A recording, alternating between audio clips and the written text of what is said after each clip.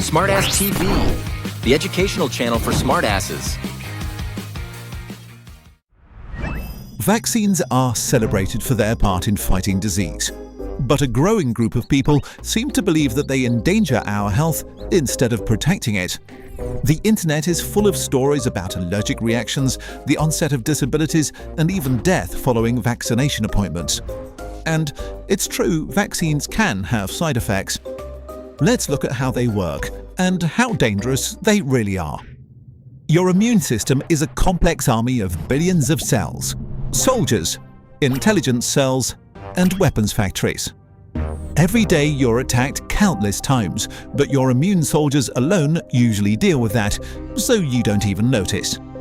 If an infection becomes serious though, our intelligence cells gather intel about the attackers and activate our weapons factories. You know the weapon: antibodies. They're like targeted missiles, produced specifically to combat the invader. Unfortunately, this process takes several days to complete. That gives intruders a lot of time to do damage. Contrary to popular wisdom, what doesn't kill you doesn't make you stronger. Our bodies really don't want to fight serious wars over and over, so our immune system came up with an ingenious way to get stronger and stronger over time. If we fight an enemy that is dangerous enough to trigger our heavy weapons, our immune system automatically creates memory cells. Memory cells remain in our body for years in a deep sleep. They do nothing but remember. When an enemy attacks for a second time, the slumbering memory cells awaken and order coordinated attacks and the production of antibodies. This is so fast and effective that many infections you beat once will never make you sick again. You might even be immune against them forever, which is also why little kids are constantly ill. They don't have enough memory cells yet. And this beautiful natural mechanism is what we build on when we use vaccines. How vaccines work. As great as memory cells are, obtaining them through an infection is unpleasant and sometimes dangerous. Vaccines are a way of tricking our bodies into making memory cells and becoming immune to a disease. They pretend to be a dangerous infection. One way of doing this is to inject invaders that can't do harm, for example by killing them or by ripping them into pieces. Our immune systems deal with these kinds of vaccines pretty easily. Sometimes it's necessary to make our immune system work harder though to produce even more memory cells. Live vaccines are the real deal. An enemy that can punch back is a bigger challenge than a dead one. But this also sounds like a sort of horrible idea. What if the germs win? To avoid that, we breed a sort of weak cousin of the real germ in the lab. Just powerful enough to annoy the immune system and create enough memory cells. Okay, so these are the basic principles of vaccine use. They provoke a natural reaction in our bodies that makes us become immune against very dangerous diseases. Some, like the flu virus, mutate so often that we need a new vaccine every year, but most vaccines protect us for years, or even a lifetime. But there's a catch. Like everything in life, vaccines have another side: side effects. What are they, and what happens if your child develops one? The risks of vaccines. It's complicated to directly compare the side effects of vaccines with the effects of diseases. For example, hundreds of millions of people are vaccinated against measles in the West, but there were only 83,000 cases in Europe in 2018. So with numbers that different, even mild side effects can seem scary compared to the bad effects of a disease that we don't see as much anymore. Before the measles vaccine became available in 1963, virtually every single child on Earth contracted measles at some point.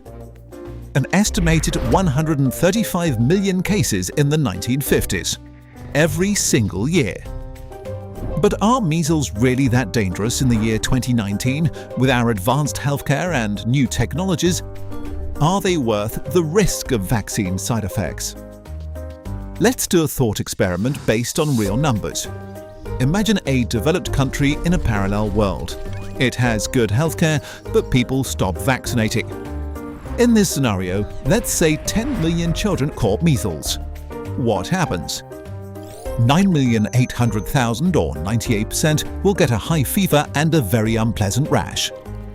Up to 800,000 of them, or 8%, will suffer from dangerous diarrhea. 700,000 or 7% will suffer from an ear infection, which can lead to permanent hearing loss. 600,000 kids, or 6%, will suffer from pneumonia, the most dangerous effect of measles. It alone will kill 12,000 children. Up to 10,000 children, or 0.1%, will get encephalitis. 2,500 kids, or 0.025%, will contract SSPE, a disease where the measles virus lingers in their brain and kills them a few years later. Taken together, around 2.5 million children will suffer from somewhat serious effects from measles, and about 20,000 children will be killed by measles. It doesn't stop here though. The kids who beat measles are left with a severely damaged immune system that needs a lot of time to regenerate. Time for other diseases to do further damage. Aside from that, what's almost guaranteed is that your kids will have a really bad time for about 2 weeks. Okay, but what about vaccines? It's only fair to look at these risks too. So let's repeat our thought experiment, but this time we vaccinate 10 million children with MMR. What would theoretically happen here? After being vaccinated, of our 10 million kids, around 10% get a fever. 500,000 or 5% will get a mild rash. Up to 100 or 0.001% might have a serious allergic reaction and will have to be treated. Up to 10 boys, or 0.0001%, might get inflammation of the genitalia. And up to 10 kids in total, or 0.0001%, might get the most serious side effect, encephalitis. So we vaccinated 10 million kids. In total, around 120 had side effects that were somewhat serious. Thanks to good medical treatment in developed regions, almost all of them will be fine. What about autism? The connection of autism and vaccines stems from one source that has been disproven countless times. We'll link to further reading and videos in the description. But in 2019, it's fair to say that vaccines do not cause autism. Alright, but what about deaths? It's really hard to say if even a single one of our 10 million vaccinated kids would die. We really did look hard and talk to a lot of different experts. If we ignore self-reporting, we could only come up with a tiny handful of documented cases for all the hundreds of millions of children who received the MMR vaccine since 1971. Measles are many, many thousands of times more dangerous for your child than even the absolute worst case of vaccine side effects.